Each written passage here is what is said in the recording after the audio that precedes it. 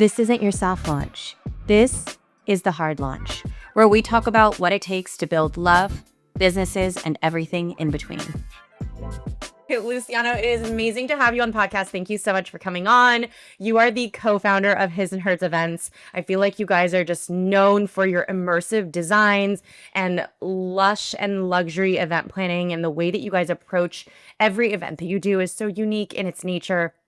I'm so excited to get into it with you. So are you ready to get started? Let's do it. Thanks for having us. Let's do it. Okay, I have to know, when did you first know or feel that you were good at design? What was that turning point in your life where you're like, I've got this. I know what I'm doing here? Oh man, I honestly think that I figured out the creative side and just how to appreciate how the things put together when I started.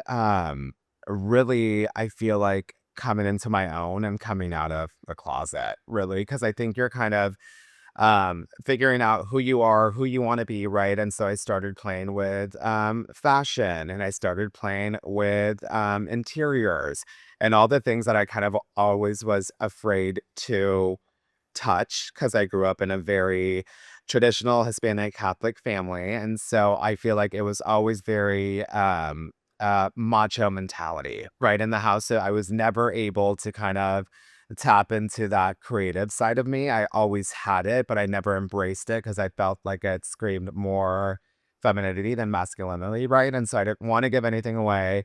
And so really, I mean, when I kind of came out at 23, which everybody knew around me, and I was keeping it a secret, I kind of just tapped into playing with all of the things that I always wanted to play into. And I feel like once I kind of accepted who I was, it really lent myself to kind of explore everything around me. And so I just started pulling inspiration from runway, obviously fashion designers, pulling stuff from visuals. I used to be in retail, so I always loved visual windows for department stores, right? So Neiman Marcus, Louis Vuitton, Prada, just really kind of keeping my eye on that. And then Pinterest was such a huge thing at the time. And then, my love for events really kind of sparked when I would watch Platinum Weddings with my girlfriend, Angela. Shout out to Angela, who was the first person I came out to. And so that's what we kind of how that all evolved. And then really kind of merged into where we are today. And of course, travel. I feel like travel, you get so much inspiration and submerging yourself in the culture and the community and the people and the food. That really kind of plays into any design, any experience that you now translate into events. And so that's kind of really all of the elements that brought me to where we are today. And honestly, all the pillars that I still use to design for events. So I crazy. I love that, and we're definitely going to get into how all of that kind of translates into your designs. I'm Yeah. curious, how did your family react when you started moving more towards the creative industry, and you started feeling that pull, given you mentioned that they were more sort of in a different, like culturally, different generation? Was that surprising for them, or did they embrace that for you and with you and support you in that endeavor when you started moving more towards down the creative path? Right. I mean, so I actually, and I don't even know if I shared this with you, but before I even started His and Her Events, I was working at a country club. So I was at a country club over in the East Bay, so Alamo, California. And I had been there probably, I want to say I was there for a solid 4.5 years. And so it was my first opportunity to tap into more of the operation side of things, right? So I started as an events assistant, then grew into an event coordinator, and then became a catering sales manager, and then acting director of events and whatnot. And so I think for them, it was, I had reached a pinnacle point in my career and saying, this is it, you're at the top, right? And, in the back of my mind, I always knew I wanted more. I always knew that I wanted to call the shots. I've always had a problem people telling me what to do, who to be, obviously, given with what I just shared with you. And so I always envisioned more for myself and my own company and whatnot. And I think when your parents, they obviously didn't have the opportunity that they gave me. I grew up in a very affluent area, Walnut Creek, right? There too. immigrants from Mexico. And so they're like, you've already done more than we could have ever done for ourselves. Right. And so for them, it's like you've reached the, quote unquote American dream. Right. And so when you hit that point and you feel like your parents don't, really support you, right? And not only, personally, but then professionally as well. It's like it plays kind of um, this idea in your head that it's not going to work. It's not worth it. Don't invest in it. The grass isn't always greener on the other side. And so it's something when I decided to leave the country club and actually jump into his and hers, they were not supportive at all. They're like, what you're doing is stupid. You've got a great community here. You're throwing away your career. You're starting all Wow. over. You're going to need, an accountant. You're going to need a marketing manager. You're going to need this and that. And it's, all things that they were right. But I think what's the best part about it all is that they gave me an opportunity where I could gamble and do that. Right. So they never had the chance to um, really kind of follow their dreams, as cheesy and corny as that fucking sounds. And so they gave me that platform. And so for me, if I wouldn't have done it, and I wouldn't have been able to show them where I am today, I think I would have let them down even more so. And so, as much as they didn't understand, they obviously didn't respect my decision at the time. I think now that they see me, where I'm going, where I'm at, whose people I've gotten the opportunity to shake hands with, they're just like, I'm so, so proud of you. And I think it's something that for me, even at 37 years old, you still want to hear from your parents, right? And so I still really look at them as that kind of pillar of, I want to go even further for you guys because you guys didn't get to do that. And so, really, like, that's kind of where we're at. And it was a rough, rough, rough 2 years. And then we kind of came out of it. And so everyone kind of just says once you reach year three, it starts feeling lighter. Once you reach year four, you feel like you've got it down. Once you reach year five, you've made it as a small business owner. And so, I made it a small business owner. I think I have, right, at least for myself, and then I've also made it in my parents' eyes, which I think is crucial. It gives me chills listening to you because I am also a child of immigrants and I can relate so much because there's the traditional career path for them that they define as the American dream. And I followed that path very much so as well, which you did Totally. too. And, and you reach a certain point in that path and you realize that there is so much more that they didn't even know exists in that definition of the American dream because they couldn't even dream that big, right? And like my mom is more Americanized in that she came here at a younger age, but my grandparents, they if I would have told them that I am leaving my job to build this app or this startup that I am so committed and so like, believe in so much, like they would have been, I mean, they would have laughed me off my chair like because off their chairs because they just would have not understood and to put everything on the line and take that much risk. But it's because they just couldn't even allow themselves to dream that big, right? And to your point, when you see that opportunity because they gave us that foundation, you almost feel like you have to go after that because when you get to the other side or when you quote unquote made it, which, who knows when that really is, but Totally. you can actually give back to them in a way that they couldn't even have dreamed of, when they got to this country. So I totally relate. I'm curious, how many years are you in now that they've actually like started to turn the leaf and understand and appreciate how far you've come? So we're year six. So it'll be 6 years in October is when we launched the company. So yeah, I mean it just goes by in a blink of an eye. I can't believe it's been 6 years of this. It's wild. And just to see where how we were, I mean, just the industry altogether, right? Before it was, we wanted to get featured on the Wedding Wire and the Nod and Style Me Pretty, right, for weddings and whatnot. And now we've transitioned all together as a society with social media. And now you want to be on TikTok and you've got to be on Pinterest and Instagram. Everything's changed a bunch around us, right, including ourselves. And it's just been such a it's fun to go back and see where you were 6 years ago and see where you were at 6 days ago, which was, planning the Super Bowl parties and whatnot in San Francisco. It's just like it's really like a pinch me moment. It really is. And so we're grateful for all of that's kind of led us here. That's amazing. 6 years in, you've made it over the 5 year mark where you guys are officially surviving as business owners. Yeah, pin in the ground, you're done. Peace out. How did you and Man, I need a husband now. Hello, I made it there for you five go. years. So Next life milestone, right? You've launched the business, now launch the life milestones. How totally. did you and Leda, your business partner, Wow. meet? And when did you guys decide to start building this business together? So it's actually funny because so Lita and I have known each other for quite some time now. So we actually went to middle school together, Walnut Creek Intermediate, and then we went to high school to Las Lomas. And there's it's high school, right? At that time, I've always been surrounded by incredibly talented, beautiful women. I think it's just part of it goes hand in hand with being gay, although I wasn't gay at the time. But it also comes with drama, right? And so I think that's the beauty of our relationship with Lita is that we were really close at one point in high school, and then you have a girlfriend that dates the same guy, and then you become enemies, and it makes a beautiful story to tell like this platform right now. So we were really great friends. Something happened in high school where she dated one of my friend's boyfriends at the time, and then they got into it. I took a side, she took her aside. And then we came back together when we were actually in college. So we have a mutual girlfriend named Andrea. She was at San Francisco State at the time. I was getting my meaning and planning certificate with San Francisco State as well.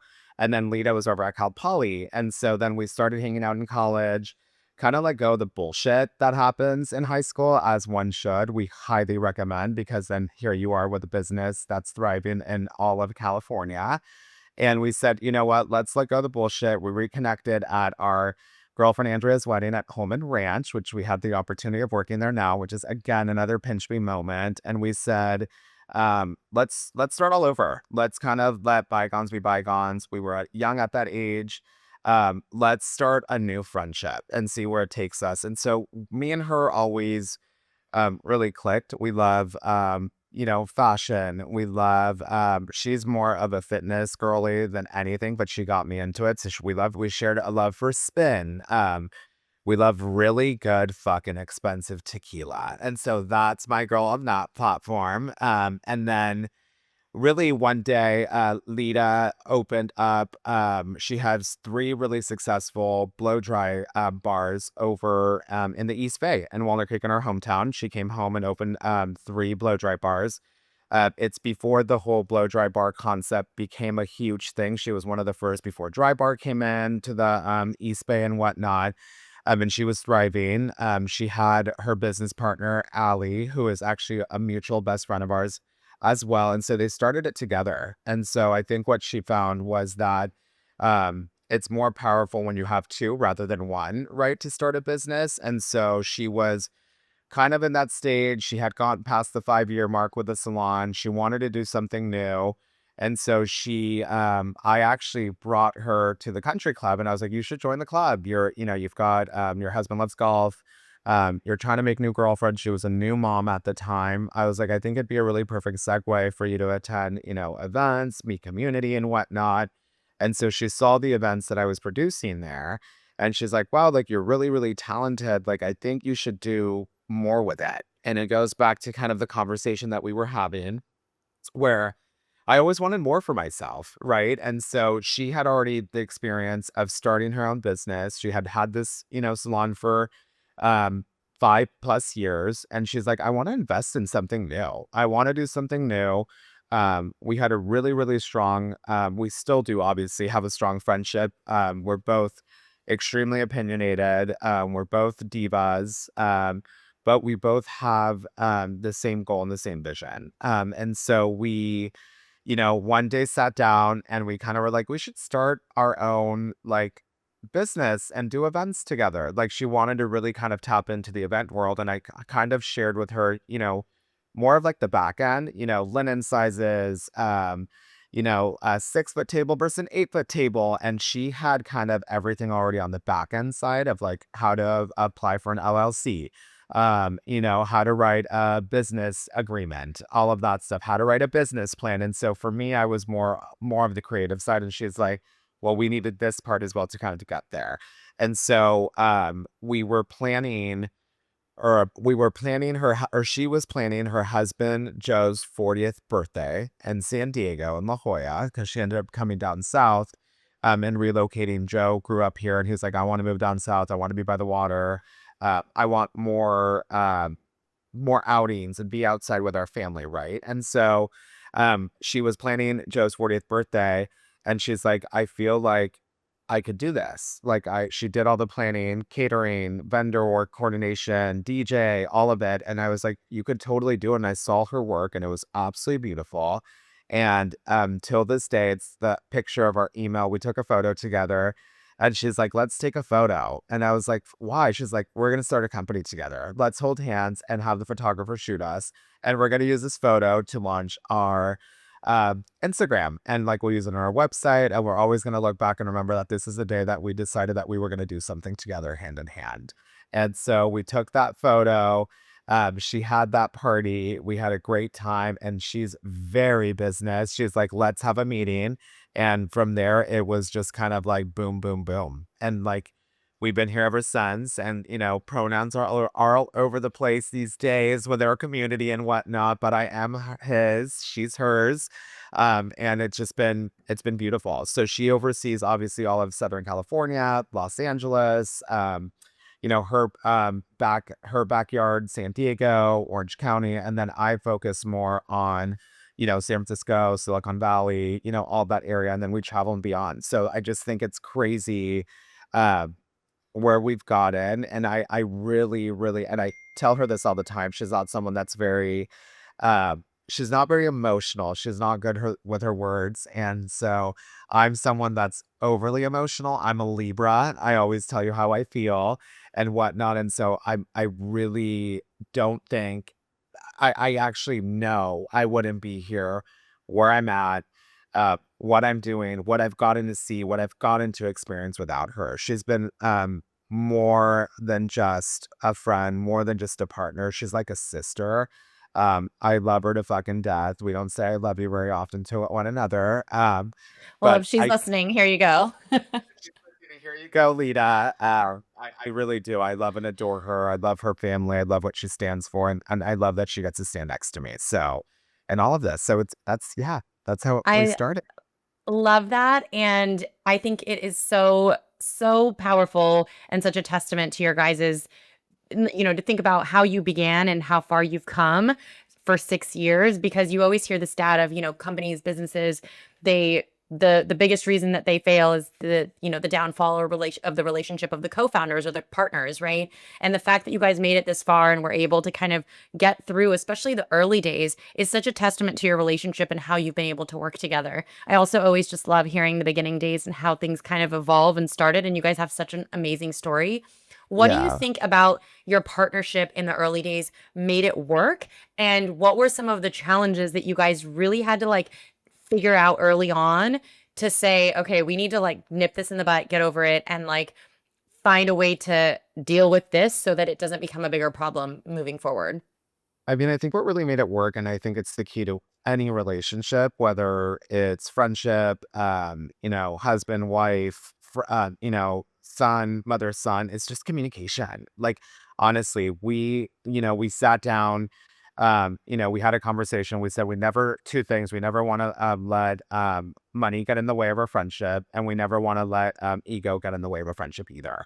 And so we kind of set that boundary and that line, and we set the tone from the very beginning. We've had conversations that aren't very pretty because we're very candid with one another, but it's also um really kind of cemented ourselves and grounded each other by being extremely honest with one another. And I'd probably say the biggest challenge that her and I face is that we faced early on, I guess, actually, was just the way that we wanted to go from a direction standpoint of like marketing and social media.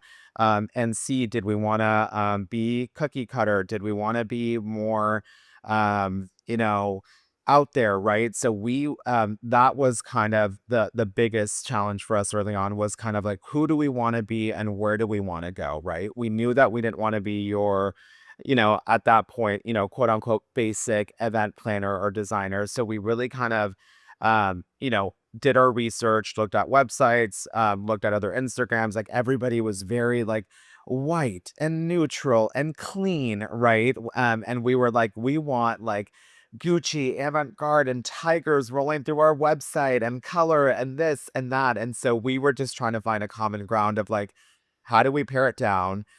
How do we make it feel? Because the biggest thing with us is we wanted it to be a luxury brand. We wanted it to feel like a luxury experience with, from the initial conversation to you go to our website to you click on our Instagram. And so when you've got two prima donnas, obviously figuring out how do we get to the drawing board and walk away with the same painting, it's difficult, but we've reached a point where we hear each other, and there's, sometimes we say, I don't necessarily agree with you, but it's a give and take. It's a total give and take. Um, it's the longest relationship that I've been in, obviously, with Lita. And I've learned a lot of her personally, her as a professional, and then her as a friend. And so I think once you understand all of those roles and you understand each other, it could only lead to success. And so it's the most successful relationship and all toxic at points as well that I've sustained in my life. So it clearly something's got to give, or if not, it wouldn't be where we are. Yes, you guys are doing something right. How do you guys, to that point, decide, like, align creative visions? And how often are you left to do that, given she's managing Southern California, you're managing sort of this more Northern California region? Are you often in a position where you have to align your creative visions and lean on each other for creative ideas, collaborate on the vision? Or are you truly giving one person the like creative authority and saying, I will be the decision maker for this, and this is my vision, and like Oh, it's a get on board?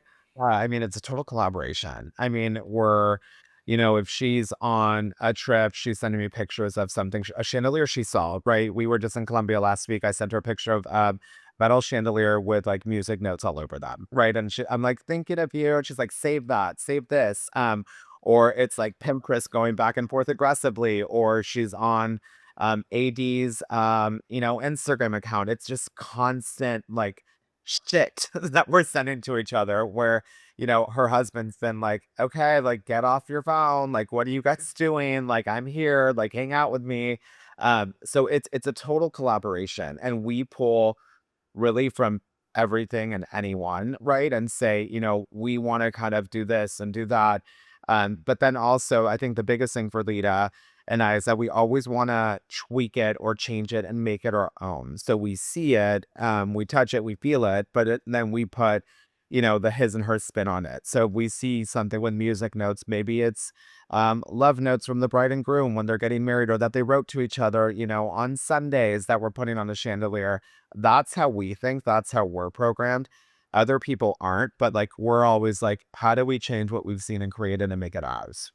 I love that, and I wanna be a fly on the wall in your text threads to see all the inspiration photos that you guys are sending to each other, and you guys truly do stand out for you truly are distinct in your design and aesthetic, both for your business and for both for, like, the branding of the business and in how you design the events, right? It's true that, it comes through that you guys have really put a lot of thought into really standing out and creating a brand for yourselves, and how you designed that brand, and how you guys have thought about, both the designs that you execute and the branding and the vision of the business as well. Walk me through your design process. Like, how do you come up with these visions that you are so well known for, and that gone viral and have been so, I mean, I see them all over the place. And how do you guys come up with that from start to end? Odd. I mean, well, it starts with doom scrolling in bed at like around 10 o'clock at night, and then you're not sleeping until probably 12:30 or 1, which I don't recommend to anyone out there. Put your phone away and just sleep. But that's just really the time. I think Lita will agree too, is where we kind of get a minute to ourselves. She's got three beautiful little girls at home, a husband that acts like a child, so she has got to babysit as well. So she really dedicates that, 10 to 11 window to just like be on her phone, right? And I feel like we all have we're all so stuck on our phones constantly that it's so easy to also kind of see what you want to kind of put your attention to. And for us, it's going on. I think recently it's really been TikTok for us. I think TikTok has given us an opportunity to not see a still shot like Pinterest does, but see like something live. And so we've been kind of looking a lot at that. And then really we have a whole process that we give our clients, which is a look and feel, right? So it's essentially a packet that down to a color story, right, of colors that we're working with, to like an event description that we're building out, and just really getting the client excited about, and mentioning the textures and colors and activations and entertainment, and that kind of little bio. To then what we do is we pull imagery from platforms like TikTok, like Pinterest, magazines, ads, all of that stuff. And then we kind of just put it on paper and say, we want to do something like this, but with our spin on it. And then we actually then partner with our graphic designer, Yasmin over at Pop Party Events, which she is absolutely phenomenal and has changed our business instrumental, because we give actually clients 3D renderings of what that looks like for the design component, whether it's backdrop, signage, stationery, tablescape, all of those things. And then we produce that and then share kind of, um, again, we call it a look and feel, a pitch deck, whatever people want to kind of call it. And we share that with the client. And so, we're in a position where a lot of our clients give us a theme and concept and they say, run with it, and we say, how far can we run? And so the opportunities and possibilities are endless. Sometimes there's a budget, sometimes there's not, depending on who's like overseeing that piece. But for the most part, I mean, the clients are just, our client is really just hands off, and they want to walk in, they want to take photos, get a video, soak it all in, whether it's a celebration for their husband, their wife, their children, a wedding, and just kind of bask in that and let us do what we do best. And so it's really nice that we get that opportunity. We've heard from other planners that, well, I've got this person that micromanages this and that. We don't work that way. You're hiring us for a reason. We do our job well, so let us do it, right? It's like when I hire a travel agent, right? I'm hiring them because I know what they're doing, where they're taking me, and whatnot. And it's the same thing with event planners and designers. You've got to trust the process, and you've got to trust your planner. If you can't do that, it's not going to be what your planner and designer wants it to be. And so I think that's the hard part where, in our relationship, yes, it's a give and take, but for the most part, we're telling our client, you should do this. You should invest in this moment, invest in these flowers, invest in the draping, invest in photography, right? I think a lot of people sometimes they're like, I don't need a photographer for a first birthday. And then they're spending $50,000 on a first birthday party. That's not normal. Capture a photographer, hire the photographer so you remember that moment, you remember that experience. And so that's how we start. Absolutely. They're hiring you for the expertise that otherwise they wouldn't be able to access or get. Are there any designs that don't turn out the way that, like, has there ever been an instance where it's a design that you had in your head and it didn't turn out the way that you thought it would in your head on the day of? And what have you done in those instances where maybe you've created something, you thought it was going to turn out a certain way, the vision was very creative, and on the day of it didn't exactly turn out, and maybe if you look back at your history of all the events that Yeah. you've done, you're like, I probably wouldn't share this on social media because it didn't turn out exactly the way I thought it would. And you know what? I mean, I've had moments where things don't turn out the way they were supposed to, but for some reason, everything always works out the way they need to. And the best part is that you, as the event planner, the designer, only knows, no one else does, right? That's when you have a conversation after with your client It's not the flower palette that we obviously landed on, but the florist delivered. It's not the draping shade that we were expecting, but it's here, right? And so, um, I've learned to. I used to get incredibly worked up when something didn't turn out the way I wanted to, and I've learned to pick my battles, and sometimes it's better to pick your mental health, your physical health, than hone in on carnations on a wedding day in the tablescape in beige rather than the cappuccino color, right? And so, as much as I feel like when things have gone wrong, everyone in everyone else's eyes, they're right. And so I think it takes time to get to that point and realize that. But there have been some designs where I was like, "What the hell was I thinking?" Right? And so, I think you look back at those and you need those because one of the biggest things for me, that I do, and I'm not sure if you do this, Love, but I'm my biggest critique, and so is Lita. And Aren't so we all? I feel like it's everybody is. terrible. It's terrible, and we probably should do like a CAT scan or something, right? Where it's like, we will have a fabulous event and get all these accolades, and then we come home and take a hot shower, we decompress, and then we get on our phones and see what other a content creator has gotten, or what we've got on our phone and say, "God, I should have put this table here," or "God, I should have done more candles in this area." And it's so bad. And we've shared that with our vendors.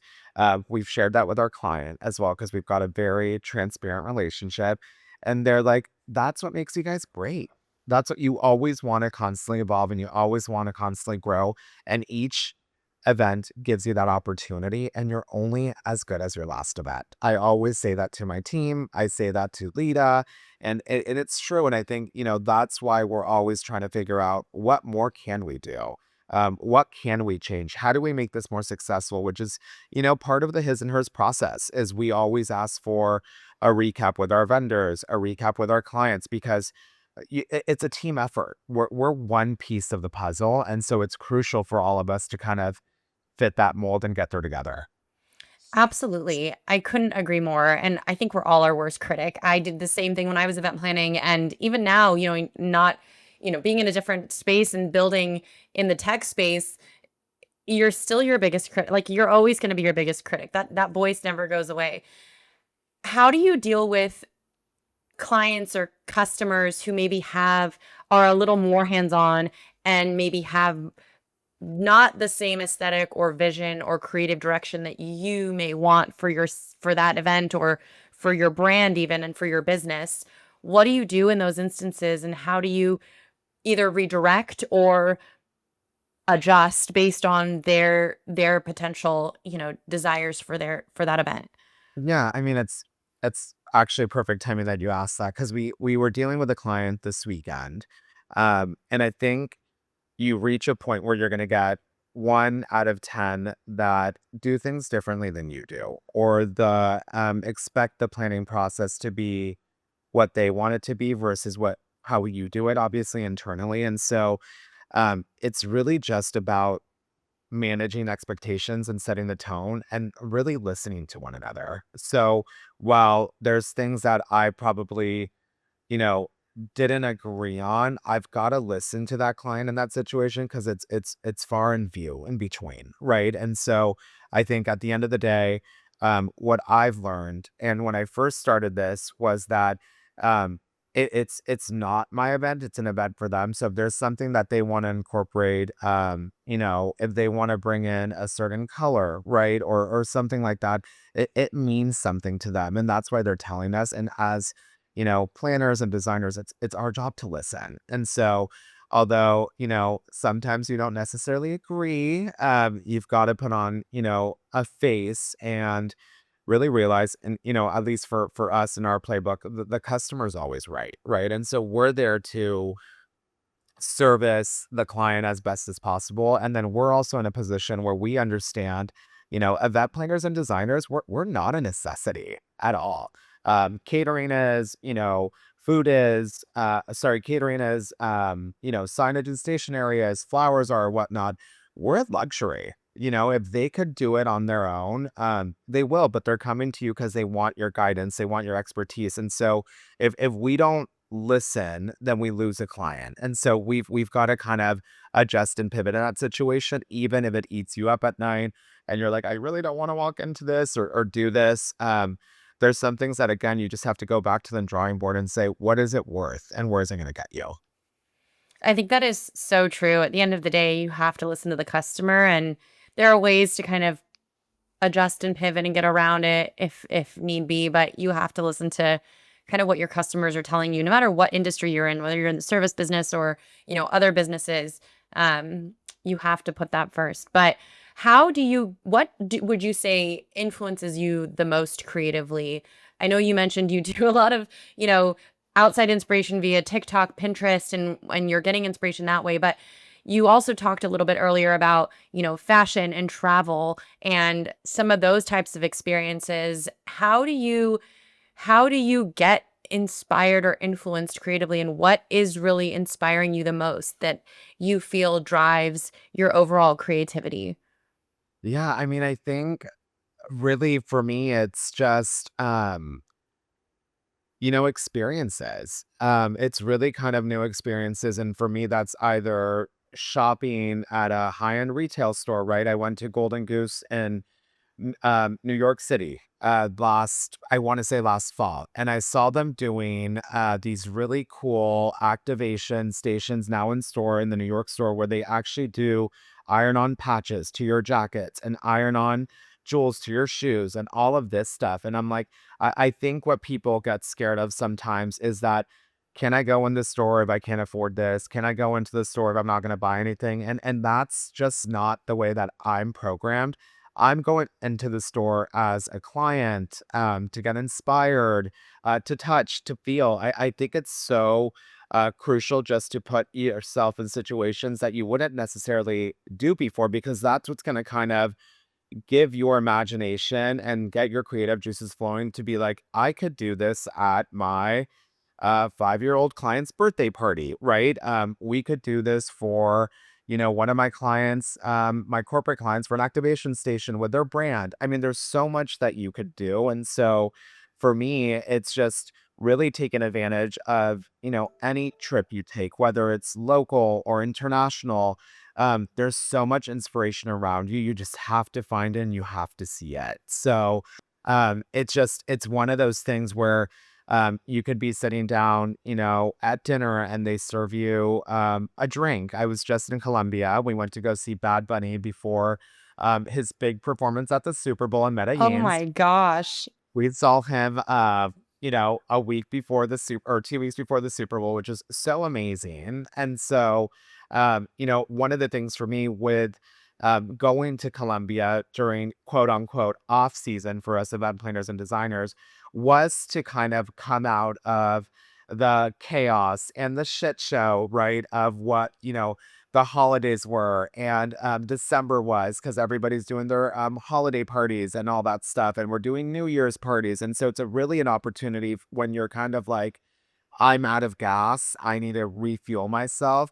That's what that trip was for me. And so there's so much that I walk away with from every trip, like I mentioned to you, whether it's, you know, 7 hours away or 7 miles away, there's something in just going out and grabbing a coffee or going into a department store, or, go into a brand new restaurant, whatever it is, there's something that I'm always looking for to kind of take with me and make it mine. And so I think that's what's really, really beautiful of what traveling brings you is kind of a new, fresh set of eyes. It's feeding your soul and just giving you like, okay, you thought you were tired, but let me give you this, let me give you that, and just really kind of absorbing it and then, putting it in your pocket and seeing when you use that next. It's so visible that you are so open to being influenced creatively by all of your experiences and all of your surroundings, because your designs really reflect that, in my opinion. And I think it's actually really interesting to hear you talk about this, because we get that same inspiration that you're getting on a daily basis from all the things that we're doing and seeing and all the places that we're going. There's so many different stimuli in our lives at this point, right? Like whether it's social media or whether it's a coffee shop or a new restaurant or where you're traveling. But we're not always open to like seeing it and then translating that into like a creative inspiration in our lives, whether we're designing a business or designing an event or really designing anything, right? Designing our homes, designing whatever it is that we might be needing to take that back for. But you really need to be open to see that and like understand you can take that with you, and you can't just, there's the option of either passively being surrounded by these stimuli and just having these inspirations pass you by, or like actually stopping and saying, wow, this is really cool. If anybody would have walked into that Grey Goose store, or the stores that you walk into, the designer stores, they may not have noticed that they were doing patches or gems, right? You would have just passively walked by that and said, oh, they're doing that. That's cool. I don't want to do that right now. I don't want to pay for that. And you just look at it from a consumer lens.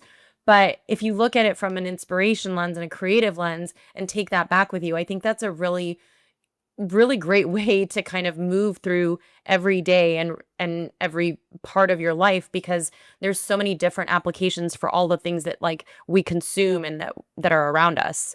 Right. And again, it's just little things, right? It's just taking in little moments and just really kind of seeing the beauty in everything. And then that's the way that I feel like, I operate on a day to day. I think there's something to pull from, whether, like I mentioned here, grabbing the coffee in the morning and it's a really cool coffee topper, right? And you're like, oh my God. And it says a really cute positive words of affirmation back to you. Like, I want to give that to my client. I want to give that memory to their guests. It could be the smallest thing that, for me means so much to me that I want to give to someone else and have them feel the way I felt in that moment. I think that is such a great way to take what you get in your surroundings and apply that back. And it doesn't have to only apply to like event planning and event design, right? There's so many other applications in life where Yeah. you can take what you consume and kind of turn that around and apply it back to whatever it is that you're doing. How have you guys, I mean, you guys have a very specific type of customer, a customer that Right. trusts you with the design vision, a customer that is willing to get creative with you, right? And like be on that creative ship with you and your vision. How do you guys find those customers, and what did identifying those customers or finding those customers look like in the early days when you were just starting out versus Yeah. now, when you're known, your brand is known, there's a lot more like brand awareness around your company. How does that compare now versus in the early days? I mean, everybody that we share how we started, obviously early on and where we're at, even today. I mean, social media can be like obviously an extremely powerful tool, or it could be a very negative one. And so for us, we had quite the opposite happen, with his and hers. And so there was an opportunity on social media and we kind of just, connected with the right people, did our homework really. And we're like, how do we post? How do we mirror what this person's doing? And it's really kind of just finding inspiration and seeing, the top planners that you kind of looked up to one day, the companies that are posting, what are they saying? How, almost kind of like a, fake it till you make it mentality, right? So like really kind of absorbing all of that and then having it translate with your brand and posting and captions and this and that. But 80% of our business came from Instagram when we first started. So people were just, at the time we actually, launched the company during COVID. And so during that time, everybody was on their phones and looking and scrolling. The world was upside down. And so one of the things that's really beautiful about our industry and what we do is that we're celebrating milestones and we're celebrating people and we're celebrating moments. And I think in the middle of all of that and the pandemic, people were really excited to see beautiful things still happening, whether they were small, micro weddings, right? Small birthday parties. We were abiding by CDC guidelines, whatever it was, it still was something that people were excited to just have in front of them and kind of break out of that gray area and dark space that we were, as a country all in, right? And seeing that there was still something to be celebrated. And so we're extremely grateful to Instagram, and whatnot, and Pinterest. We were just heavily, heavily working on those two platforms at the time just to kind of grow, visibility and gain community and gain traction. And it's really kind of what led to us just connecting with, some of, big NFL wides and all that stuff, and, bigger, EAs in the San Francisco Bay Area, all of that stuff, just kind of putting our work in front of them and, going viral online. All of those things kind of led to where we are today. The other piece of it is that, as I mentioned, Lita was a pillar in the community, having her own blow dry bar salon, and dealing with, women that have the luxury of paying for a $40 blowout weekly, right? I was in a country club where I knew it wasn't a necessity, it's a luxury, right? Not everyone has a membership to a country club.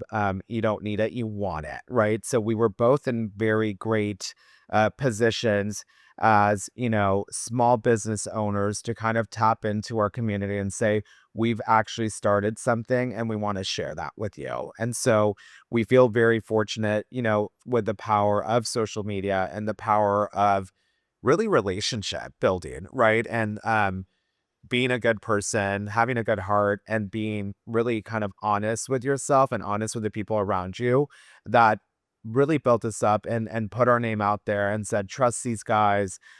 They know what they're doing. Give them an opportunity. Look what they've done and look what they could do. And so, without community, without, a channel like social media, I don't think it would have got where we got to, especially during, a pandemic. And we started during COVID. Everyone's like, what the F are you doing? And we're like, we don't know, but we're going to give it a whirl. I always knew in the back of my mind, I could go back to my corporate job because I was given that opportunity. My boss always said, and I won't forget, the grass isn't green on the other side. And so, one of the things that I remember telling him, and he laughed, I was like, I'll show you, it will be. And so it's one of And those it's things. been greener. Are. And so it's one of those things where you just kind of look back, and again, it's really like a pinch me moment, right? So it's insane what relationships can do. It's insane what social media can do from a positive standpoint for a business, right, and whatnot, and just how influential it could be for a small business that's just trying to make a name for themselves. I think that's so true. And, as a founder, I think we've all gone through the fake it till you make it phase. Like, when do you ever really come out of that? Because you're always kind of trying to make it to the next level, right? And so, like, there's some level of like fake it till you make it kind of at each stage of the business evolution and trajectory. But it's truly the people that like have known you before, before you started the business and seeing your hustle and seeing your drive that like in my experience, and it sounds like in yours too, that like really are there for you and show up to support and show up to like make that introduction or be the first to use your services or cheer you on social media posts, right? Like that those are the people that you really need to lean on, and it's those relationships that like in my opinion really drive you through those early days, and it sounds like it did the same for you guys. Yeah, and How it's humbling. I mean, it's it so really humbling, is. especially when you have, parents that didn't believe in it, but you've got people that don't know you or, have known you for, 4.5, 5 years just from the country club within these four walls saying that, oh my God, you're meant to do this. Do it. We'll support you and all that stuff. It's a really kind of, it just takes you back again, and it just makes you really appreciate everything around you. So true. It's so true. And you will never forget the people that cheered you on in the Uh-huh. beginning ever. Like that is just like ironed on, engraved in your head. They will stay with you forever. How do you guys are a small team. How do you guys protect the quality of your events and your services when you think about scaling? Like if you do Yeah. grow the team and if you scale, right, to support more and more customers and clients, how do you think about protecting the quality of your services, especially because you are a service-based business? There's so much writing on that, on the quality of how you guys show up, the quality of your work, and you are so close to it now. How do you think about that when you start to scale and potentially grow the team and grow the business? I mean, I think we've talked about, on here about, myself and Lita, but there's so many other people that are such big assets and characters that play a role in his and hers, and that's, our operations team. We've got Devin, who's our administrative assistant. We've got Jen, who's our event assistant. We've got Leslie, who we just brought on as an event coordinator, which I was sharing with you.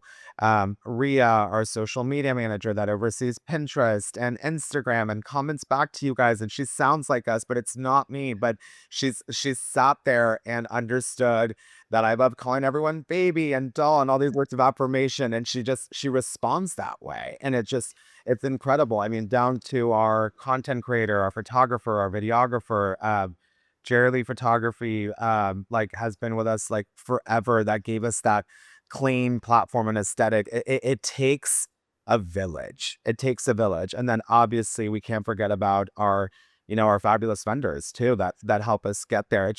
It's so many people. And I think, for us, everyone looks at his and hers as just like Luciano or Lita, but like there's so many more of us behind the scenes that keep us to our standard and gives us that niche, branding and level and feel and guest experience of luxury. And so as we scale the business, it's conversations that we have with one another, and we ask ourselves, how much do we want to do? How much can we take? And it's a group effort, because I think the biggest thing that we all share, end goal and expectation, is that we don't ever want it to feel like we're doing too much for too little, right? And so I think that's the biggest piece. And I was away for 2 weeks. We come back, it's a shit show for Super Bowl. We have 5 events. The team's holding it down. I'm over there dancing to Bad Bunny. They're getting ready for Bad Bunny a week and a half later. And it's just a conversation. Can we do this? How much can we take? What's realistic, really? And how is it going to make the client feel? Do we make them all feel special? Is one going to get short of the end of the stick? It's hard. It's a really, really hard call to make. But we've reached a point where we're okay with saying no. And I think, the first 5 years, first 4 years, even 3 years, we're like, I have to take everything. And then we did. We took everything. It was obviously a learning curve, because we were getting feedback that it wasn't the expectation that they were expecting from his and hers, because it was losing that bugs feel, because you're overextending yourself. We were doing at one point maybe 8 events a month, which is absolute insanity, whether it's social, corporate, a wedding or whatnot. And all of those moments give you an opportunity to really kind of sit back, and think and say, how would you want to feel, as the client? I always put myself in my client's position. How do I want to make, how do I pick, how do I hire a planner, and how do I want them to make me feel for when I'm planning, my husband's 50th birthday. He's going to be a little bit older than me. That's why I say 50. My wedding, right? All of those things. And so I always put myself in that position. And I'm not the only one that thinks that way. Our entire internal team does, whether it's operations, administrative, our balloon artist, our florist, Angel, like whoever it is. It's really one of those things where, you know, we all communicate and say, can we do it, and can we provide the standard expectation that people think of his and hers, that people think of his and hers team, right? And that falls within all your vendors. And so, I'll have a conversation, a consultation with a client, but I always say, let me connect with my team and see what we can make work together, because if we can't do it together, then we won't do it at all. And so that's kind of how that piece kind of segues. I think that's such great advice because, you feel the desire as an early stage founder to say yes to everything and anyone, every opportunity. But I think you learned this in your experience that if you're overextending, you really quickly can lose the quality of how you're showing up. And that is such a great lesson for anybody starting out in a business, right? Like really protect the ability to show up in the way that you want for yourself and for the business. Also, did we just throw a prediction out in the universe that your husband is going to be a certain age? I think so. I mean, Okay, I'm manifesting. I we're manifest. manifesting. I love that. Keyword, babe. Keyword man here. I So, love that. Okay, a couple rapid fire questions because I know we're almost at time.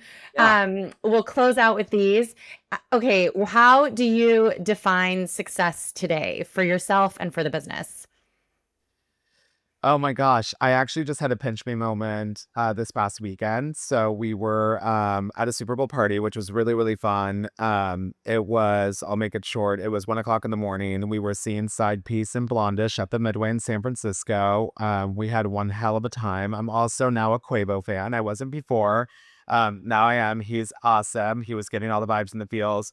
And I had a girl come up to me and say, "Excuse me, could I stop you?" And it's actually funny that I'm on this podcast today and I could share the story with you, which gives me chills. Um, and I said, "Yeah, absolutely." And I said, what's going on?" And she's like, "I'm so sorry. Like, me and my girlfriend like follow you on Instagram. You just posted this party. Like, are you Luciano with his and her events?" And I said, "Yeah, I am." And she's like, "Oh my God, I just started my business. I'm going into rentals. I'm a small business owner. I'm a woman of color. I'd love to like collaborate with you. I love what your brand stands for. I love your persona and your personality and just, the creative side that you've shared with us." And I think, for me, I kind of stood back, two, three tequila sodas in and just absolutely exhausted from all the Super Bowl parties that we've been planning and was like, "Oh my God, you're so sweet. Please take down my information.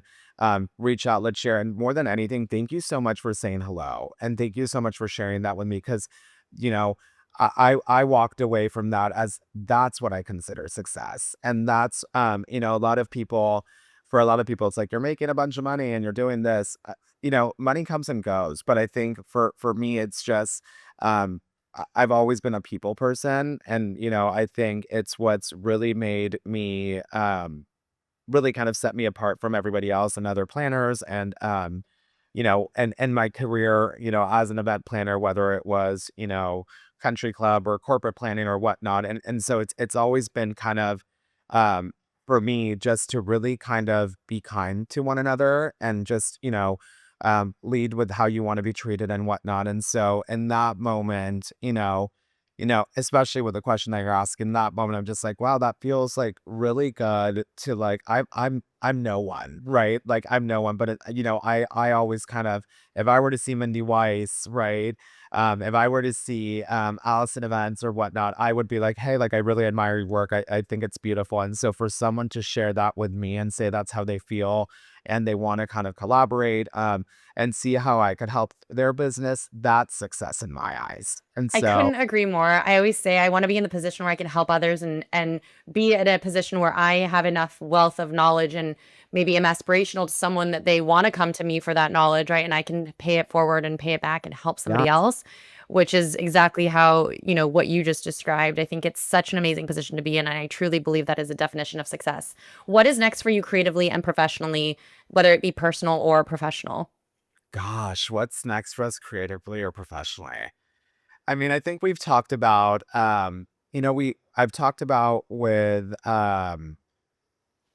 Lita, and I've talked about it with my team. I think what we're trying to figure out is how do we blend everything that we love, right? I think design could be so many things. And so we've always kind of, right now, I'm trying to figure out, again, I'm always looking to get inspired and educate myself and figure out what's next for us. And so I've talked about, collaborating with an interior designer, right? And seeing how I could bring in, interior design into my business and see what comes from it. Cause I mean, interior design, there's staging and there's this and that. And I think kind of adapting that into the event world would be so instrumental. And so we're figuring out also, do we do something? We've connected with a travel agent, right? Do we offer, travel interior design with his and hers? That's kind of the big picture and make it this badass boutique agency or whatnot, somewhere down the line. But that's kind of the direction that I think would be essentially kind of encompassing everything that we love collectively,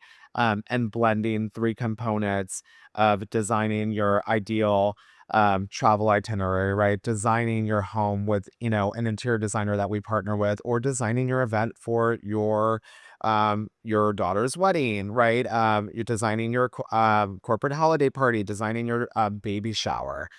So really kind of just being a beacon of a design house for all things. And so, we'll see how that goes. They always say just stick to one thing until you feel like you've perfected it. And so we don't plan on going anywhere outside of that. But if you're asking me, where we see ourselves 5, 10 years from now, that'd probably be the next thing because we didn't think we would be here 5 years and counting, right? Going on six with his and hers, and when we're here.